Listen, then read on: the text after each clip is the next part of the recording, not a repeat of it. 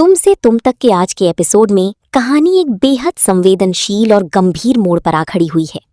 एक तरफ अनु की शादी वाले घर में खुशियों का माहौल होना चाहिए था, लेकिन वहां सिर्फ चिंता और सन्नाटा पसरा हुआ है। आर्यावर्धन की बारात अपने तय वक्त पर निकल चुकी है और अनु के घर की तरफ बढ़ रही है।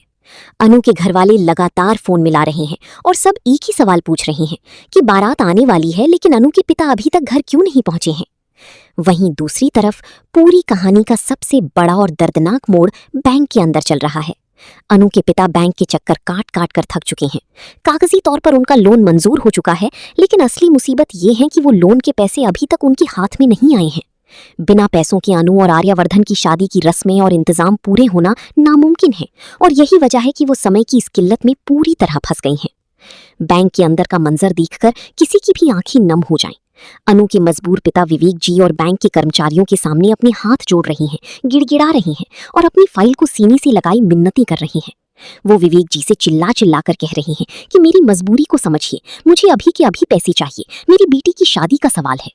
लेकिन सुरक्षाकर्मी और बैंक स्टाफ उन्हें अंदर जाने से रोक रहे हैं और साफ कह रही हैं कि नियमों के खिलाफ जाकर ऐसा अभी नहीं हो सकता। ये एपिसोड अनु के पिता की बेबसी, आर्यावर्धन की उठती हुई बारात और वक्त की पाबंदी के बीच की इस जंग को बखूबी दिखाता है।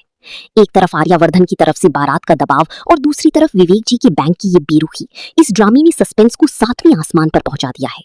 अब देखना ये होगा कि क्या ऐन वक्त पर अनु के पिता को पैसे मिल पाएंगे, या फिर इस देरी की वजह से अनु और आर्यावर्धन की शादी में कोई बहुत बड़ी रुकावट आ जाएगी।